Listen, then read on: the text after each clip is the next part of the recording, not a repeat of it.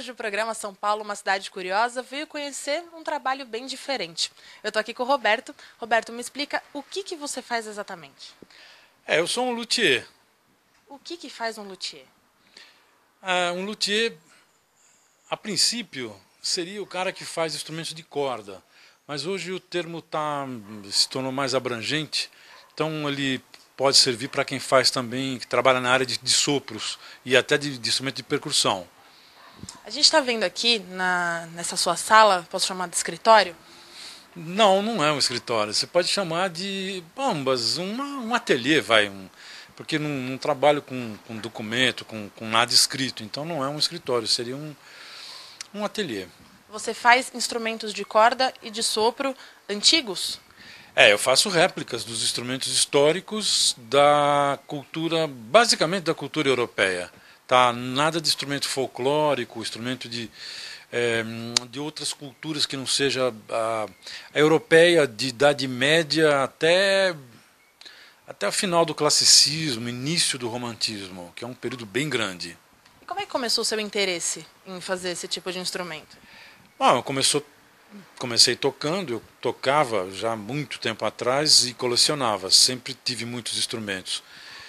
E trabalhava como arquiteto. Depois eu fui meio que trocando a coisa, eu vi que eu me divertia mais mexendo com instrumentos, tentando fazer cópias do que eu tinha, dos meus instrumentos de coleção, que gerava bastante interesse, tinha sempre alguém querendo comprar e tal, e conseguir isso lá fora era muito difícil.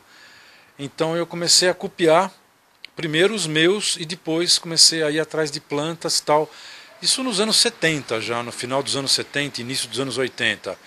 Aí fui conseguindo algumas plantas e durante muito tempo eu fiz bastante cópia, bastante réplica de instrumentos que eram mais ou menos convencionais, conhecidos como flautas em geral, flauta transversal de madeira, flauta doce, oboé, clarinete e tal, que é o que tinha também maior procura no mercado. E depois eu fui me especializando em fazer as réplicas ou tentativas de réplica de instrumento mais raro, mais específico, mais difícil de se encontrar, onde você então não tem as plantas disponíveis, não tem ninguém vendendo planta daquilo. Então geralmente o cliente que encomenda, ele já vai fazer a referência do que ele quer, de onde ele tirou o instrumento, como é que ele descobriu a existência e tal.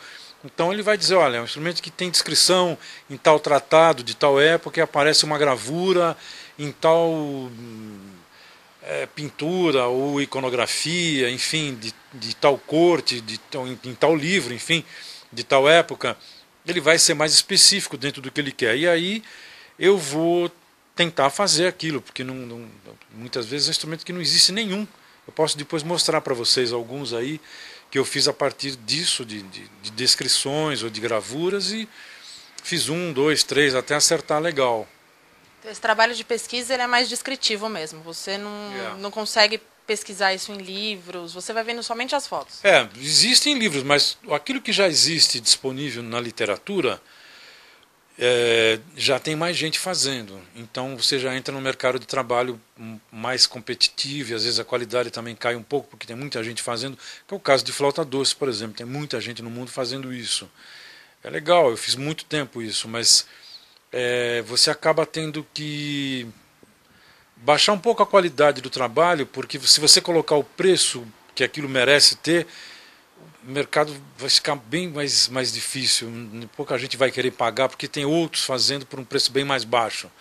E quando eu trabalho com algo que é muito exclusivo, que ninguém mais faz, o preço é o que tem que ser mesmo. Então eu vou trabalhar um mês em cima do instrumento e vou ter que cobrar o relativo a um mês do meu padrão de vida, dentro do que eu estou acostumado a ganhar. Então paga quem pode, e é uma questão de qualidade mesmo. Se você tem a qualidade para aquilo, vai ter quem pague, quem procure e tal.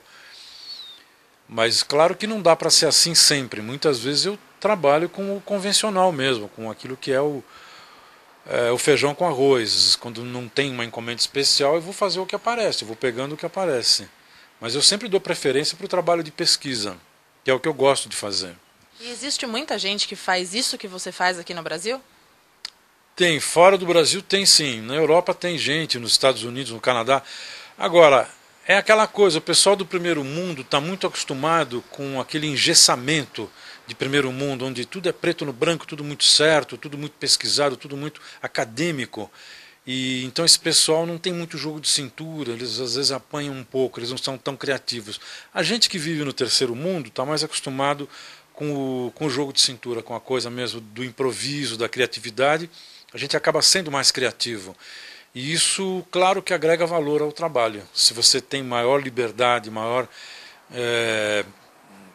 digamos, trabalha mais pela via da paixão mesmo, acaba chegando no resultado final muito melhor. E o meu preço acaba sendo mais competitivo também, porque eles estão acostumados com um preço mais alto, então se eu entro com um preço um pouquinho mais baixo do que a média de mercado de lá, eu vou sair sempre ganhando.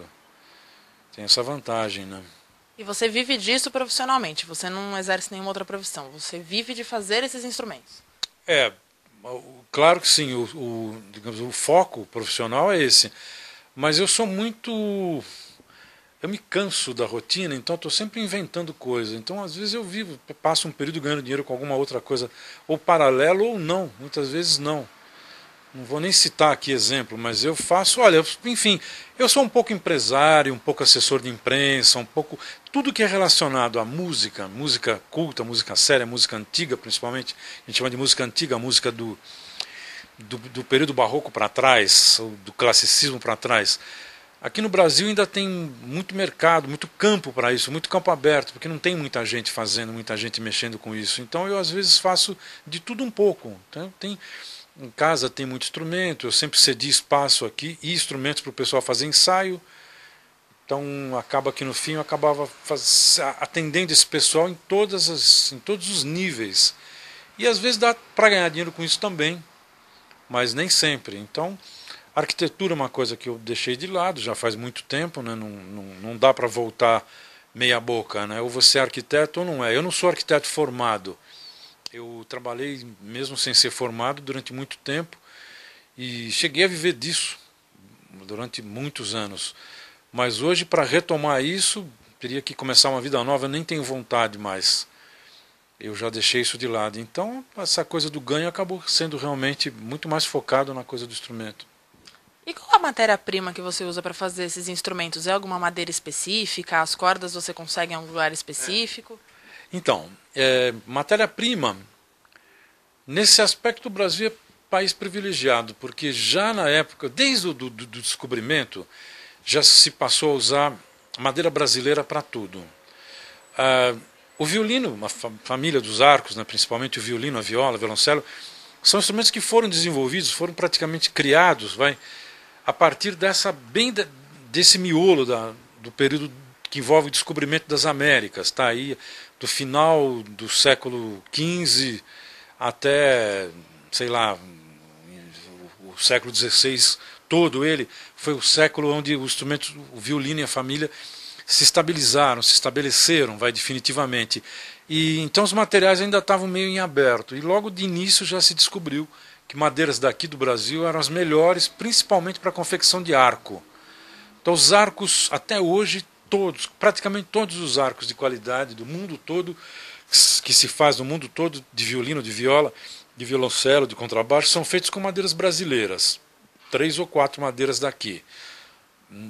Principalmente o pau-brasil, mas também outras. E as outras madeiras para instrumento de sopro, por exemplo, também muitas vezes foram daqui do Brasil. Madeiras como Kingwood, Jacarandá e tal, enfim, IP, sempre foram madeiras privilegiadas em questão de timbre, de aparência, durabilidade, estabilidade. Então eu nunca tive dificuldade em usar conseguir madeira, sempre usando preferencialmente madeira nacional. Mas o mercado também exige um pouco de algumas madeiras que são específicas da Europa ou da África ou da Ásia. Então alguém às vezes encomenda, por exemplo, um oboé, ele quer que seja feito um oboé, uma réplica do instrumento do século XVIII, que seja feito na madeira característica da época. Não importa que o Brasil tenha alguma madeira até melhor, mas aquilo era feito preferencialmente, por exemplo, em boxwood. Então é nessa madeira que o pessoal quer. Então eu tenho que importar. Eu mando vir madeira de fora. Eu compro madeira da África, da Ásia, ébano, por exemplo, grenadila e madeira para violino, para o corpo do instrumento, para o braço do instrumento, a caixa do instrumento, quase sempre madeira europeia. Aí nisso o Brasil nunca se impôs. A gente sempre seguiu a tradição europeia mesmo e não tem como fugir disso. Tem que mandar vir de fora mesmo, comprar, importar e tal. Mas não é difícil de conseguir, não. E as réplicas, elas são fisicamente, digamos, fiéis. O som também é? Como você sabe se o som de um instrumento que você viu numa foto está exatamente igual? Essa é uma pergunta recorrente, né? É a primeira pergunta que a gente faz, né? Logo que vem à cabeça. Será, até que ponto a gente pode confiar que o timbre era esse? Não dá para afirmar de fato, é muito complicado. Já aconteceu de se fazer um instrumento a partir de descrição e trabalhar muito com ele, tocar, gravar e tudo mais, e depois se chegar à conclusão, enfim, que aquilo é o óbvio, que era assim. Aí de repente aparece lá num porão de uma casa ou no sótão de uma casa, não sei aonde, na Bélgica, na Suíça, um exemplar daquele instrumento que ninguém sabia que existia. Então é o único no mundo, foi encontrado e tal. Aí vai botar aquele uso, de repente o som é bastante diferente. Claro que tem a ver com a idade ou com, de repente, com os acessórios que ele tem. Você muda um pouco isso, muda aquilo, muda o som um pouquinho. Mas muitas vezes a gente estava na direção errada. Pode acontecer isso, de estar imaginando, por exemplo, vamos falar de flauta. Durante muito tempo se imaginou que flautas medievais eram instrumentos rústicos, instrumentos de um som áspero, um som agressivo, um som meio rudimentar mesmo. E hoje sabe-se que não. Através de pesquisas e de alguns instrumentos que sobreviveram ou por inteiro ou pela metade, não importa, mas hoje sabe-se que eram instrumentos muito sofisticados, tinham um timbre delicado, um timbre muito bonito, muito dócil, bem diferente do que se imaginava. Então é sempre conjectura, você está sempre lidando tentando meio que adivinhar o passado, né? É meio complicado, mas é o risco que a gente corre. A gente tenta chegar numa média, pelo menos. E você tem um monte de instrumento aqui. Agora a gente vai dar uma olhadinha. Roberto vai mostrar pra gente o funcionamento de algum deles. E também o que é. Porque tem uns aqui que eu tenho certeza que você aí de casa não tem a menor ideia do que é, do som que tem, muito menos o nome.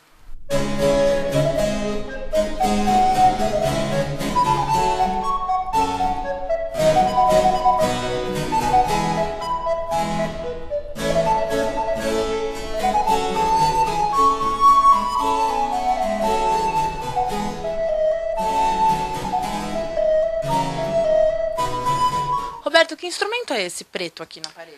Esse instrumento em Portugal é chamado de serpentão, no Brasil também. Ele é o baixo da família dos cornetos, é uma família de instrumentos de sopro que fizeram um grande sucesso no século XVII, principalmente na Itália. Um brasileiro geralmente não conhece isso, são uns instrumentos de um som muito especial, mas esse, como ele é o grave da família, o baixo, ele não caiu em ostracismo logo no início do século XVIII, como aconteceu com o restante da família. Ele se manteve principalmente na França por muito tempo. Ele foi usado principalmente na música marcial. O pessoal do exército usava muito, assim, em algumas festas e tal, porque ele é um instrumento para ser tocado em campo aberto. É um instrumento que funciona muito bem ao ar livre, tem um som vagamente parecido com a tuba, mas um som mais macio, um som até mais interessante. Ele foi usado também em música de câmara durante muito tempo. Quem assistiu o Leopardo, do Visconti, deve estar lembrado que tem uma cena onde aparece um quarteto ou um quinteto tocando lá numa festa, e o baixo era feito por um instrumento como esse, porque ele está retratando a Itália de um tempo em que ainda se usava isso, do século XIX. Então ele foi usado em vários países da Europa até o final do século XIX, e na França não chegou a cair em desuso nunca. Até hoje ainda se usa isso lá como assim, como uso normal, não como uma espécie de representação de um instrumento de época ou enfim, de recuperação de um passado perdido. Ele é usado normalmente, então tem gente que toca porque o avô tocava e tal. É um instrumento bastante interessante, bem específico, mas no Brasil ninguém conhece. Tem muito instrumento que acabou caindo em desuso, que já nem existe mais. Por que isso aconteceu? Olha, é meio complicado assim fazer uma afirmação única, a coisa é grande e não cabe dentro de uma única explicação. Mas, de um modo geral, os instrumentos foram cair em desuso, em parte, alguns deles, porque a sonoridade, o volume, não atendia a demanda da época, à medida que foi se exigindo instrumentos cada vez mais sonoros, mais, digamos, mais potentes, os mais delicados foram ficando meio para escanteio. E o advento da orquestra tem muito a ver com isso. Depois de Haydn ter fixado a orquestra sinfônica que a gente conhece hoje, do jeito que ela é, com a formatação que ela tem, muitos instrumentos desapareceram. Então, por exemplo, o caso da flauta doce, que é um instrumento bastante recorrente, todo mundo conhece, toca um pouco, tem um sobrinho que toca, alguém que toca e tal, um instrumento muito querido, mas que as pessoas não conhecem a fundo. Esse foi um instrumento que fez um grande sucesso no início do século XVIII, mas desapareceu de repente a partir de 1750. Praticamente até ali você tinha muita composição. A partir daí, que é justamente o ano da morte de Bach, acaba, o instrumento desaparece, porque a demanda a partir daí foi realmente de instrumento de maior sonoridade, de instrumento mais orquestral, de linguagem mais orquestral. Até o meados do século XVIII não se usava muito, não se exigia muita dinâmica dos instrumentos. Então os instrumentos como o cravo, a flauta doce, a viola da gamba eram instrumentos de baixa dinâmica, de muita expressividade, mas que tinham mais ou menos um volume de som constante. Claro que não era exatamente isso, mas, enfim, não tinha essa força de variante de volume como os instrumentos da orquestra moderna têm, de um pianíssimo e um fortíssimo, porque a linguagem da época não exigia. Era, na verdade, muito mais sofisticado. É mais difícil você compor e até tocar para instrumentos assim. E esse instrumento aqui que você separou pra gente, que ele tem um formato até que bem diferente, o que ele é? Vamos lá, eu vou mostrar então para vocês, vamos falar um pouco dessa família. Esse é um exemplo de instrumento que eu meio que recuperei a partir de gravação, ou melhor, de ilustração, de gravuras e tal. Nesse caso, nem gravura tem, ele chegou até a gente por uma reles descrição. É o instrumento mais grave da família dos chalumeaus. Os chalumeaus são os ancestrais do clarinete. São os instrumentos que deram origem ao clarinete que a gente conhece hoje. Essa família era uma família muito grande. Tinha desde instrumentos muito pequenos até esse, que é o maior de todos. Os menores sobreviveram. Sempre tem algum museu que tem algum exemplar e tal. Mas esse grandão, a gente só sabe, deduz que ele tem existido, mas não sobreviveu nenhum. Então eu consegui fazer um protótipo que deu resultado, depois eu fui melhorando até chegar nesse instrumento. Ele é muito legal, ele tem uma sonoridade única.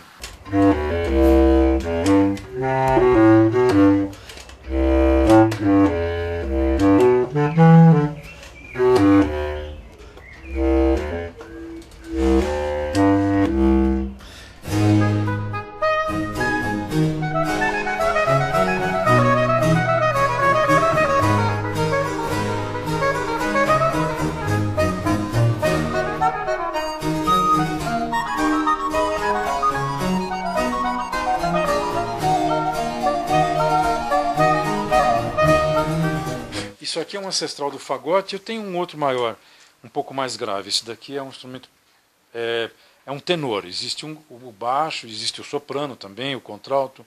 É um instrumento que tem som de fagote, funciona muito bem, é muito rápido, muito esperto, feito de madeira, coberto com couro. Aqui vai uma palheta, que agora estou sem ela aqui. E é um instrumento também muito usado na música antiga, que no Brasil também não é nada conhecido. Quando você faz um instrumento, você fala que alguns deles você se baseia pela gravura. É. Só que a gravura, ela não é tridimensional. Às vezes você vê um lado do instrumento. Como é que você sabe como é que é o outro lado dele? Dedução. Eu gosto de dizer o seguinte, que a gente sempre tem que usar mais de um elemento para chegar no tamanho do instrumento. Então, você pega uma gravura, um quadro a óleo, por exemplo, do século XVII, sei lá. Então, geralmente essas pinturas eram feitas na corte ou de alguém da nobreza que tinha dinheiro, podia pagar um bom pintor, um pintor confiável. Então aparecia, junto na gravura, objetos, um vaso com flores, um cachorro, né? Eu sempre gosto de dar esse exemplo do cachorro. Você tem ali um galgo, por exemplo, um galgo afegã, um borzoi, sentado ali do lado do príncipe, não sei das quantas e tal, e tem lá alguém tocando um instrumento. Então dá para ver, pelo tamanho do instrumento, comparar com o tamanho, digamos, da cabeça do cachorro.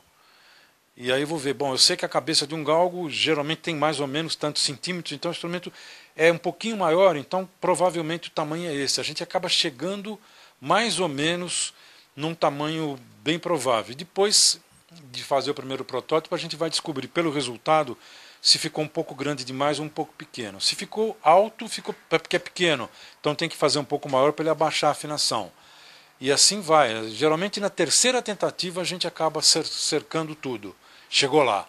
Não precisa mais do que isso. 2 ou 3 tentativas é o suficiente.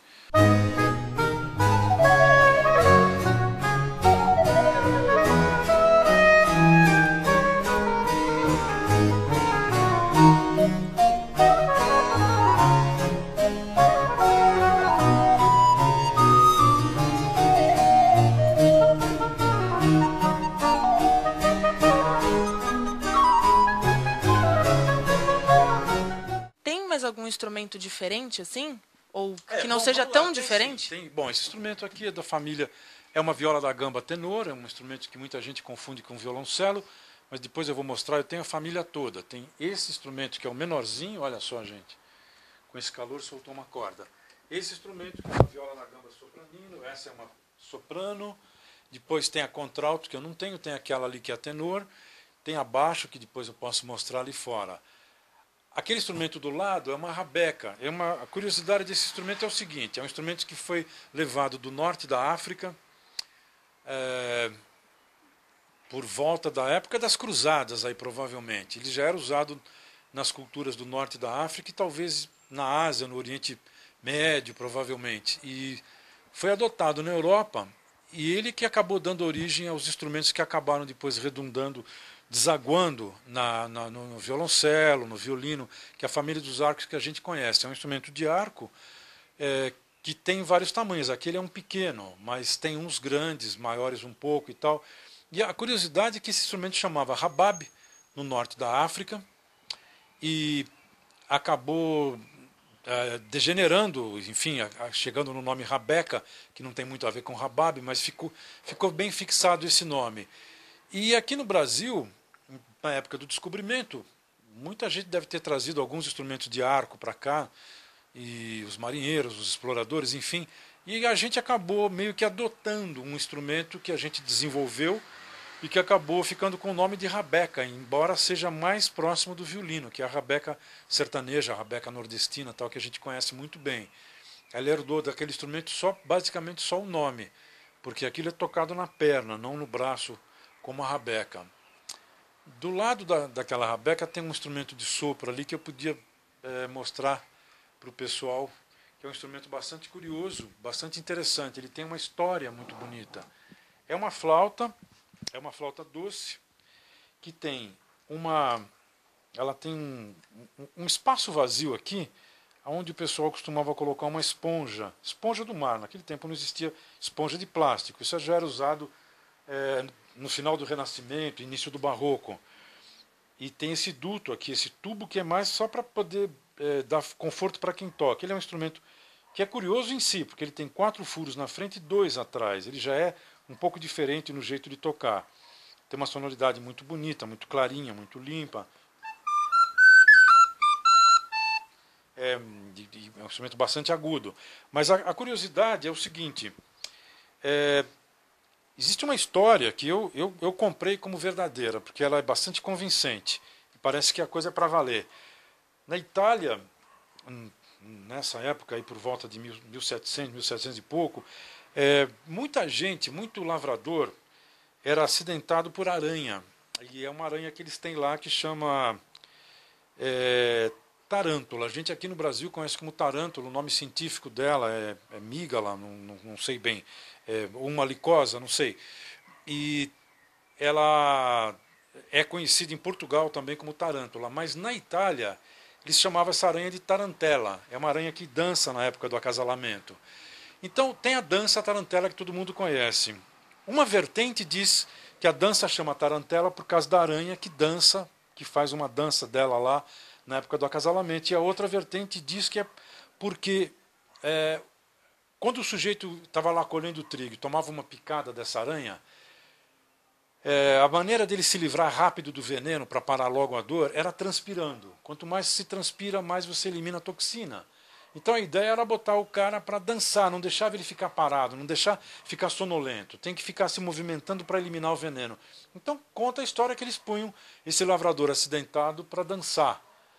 E aí alguém tinha que ficar tocando um instrumento para ter graça. Então o instrumento de corda nem todo mundo dominava. As flautas, mais fácil de tocar é a flauta doce, mas a flauta doce entope muito. Esse canalzinho dela logo começa a ficar entupido com água e ela não funciona bem. Então essa flauta que tinha esse troço dentro, essa esponja, com a função de evitar que ela entupisse muito, era muito usado nessa função. Então parece que vários músicos tocavam. Um tocava meia hora, outro tocava uma hora, um passava a flauta para o outro, ela estava sempre em uso e nunca entupia. Então ela está associado a esse nome tarantela ou tarântula e tal. Isso é uma história, ela meio soa como lenda, mas é uma história interessante, é saborosa. Eu repasso ela para todo mundo aí. De qualquer maneira, é um instrumento bem especial, que entrou em desuso e agora parece que está meio que voltando à moda. Tem umas orquestras na Europa que estão usando essas flautas já novamente. Se chama flageolet em francês, tá? Isso é um flageolet. Roberto, ali naquela parede tem uma estante com algumas outras coisas também bem diferentes. Ali, o que é aquele instrumento ali com aquelas penas ali, aquela caixa? Bom, isso aqui são saltérios, são instrumentos de um passado bastante remoto, são instrumentos realmente da Idade Média, que as penas são meio brincadeira, não preciso de tanta pena, mas eles eram tocados com pena mesmo. São os instrumentos que deram origem ao cravo. Esse é um instrumento bastante interessante porque a gente não tem certeza se isso existiu ou não. Tudo leva a crer que sim. É da família do saltério, mas que é tocado com arco. Então o arco é passado nesses intervalos.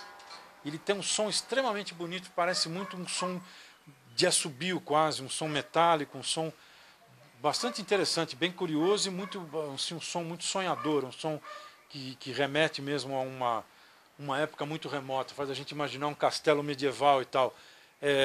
A gente faz esse instrumento sem saber se isso realmente existiu ou não, mas o mais provável é que sim. E aqui nessa parede você também tem um tatu ali. O que é aquele tatu? Então, o tatu é um instrumento... Isso aqui é um charango, isso é um instrumento folclórico daqui da América do Sul, típico do altiplano, da Bolívia, do Peru, da Guatemala também.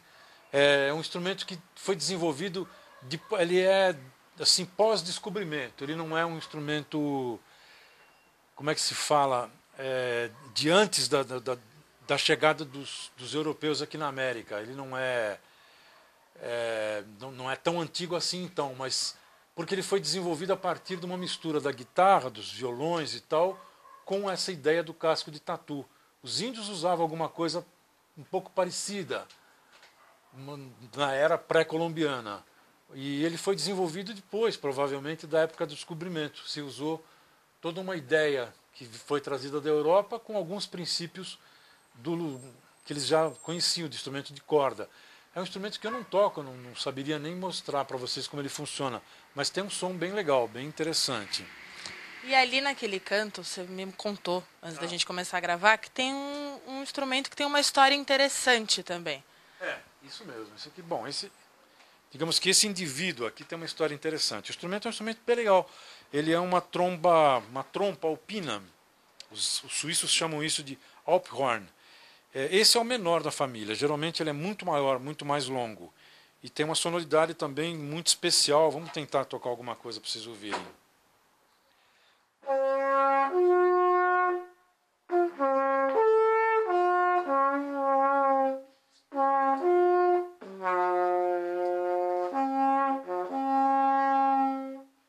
É um instrumento de chamada, um instrumento que se usava nos Alpes para se comunicar. Basicamente foi desenvolvido como instrumento de comunicação entre eles lá, de uma região para outra e tal. E depois ele acabou sendo incorporado na música típica da Suíça e, no fim, alguns compositores de porte, como Haydn, como parece que Leopold Mozart, não tenho certeza, escreveram coisas muito bonitas para esse instrumento, com orquestra, concerto para Alphorn e orquestra.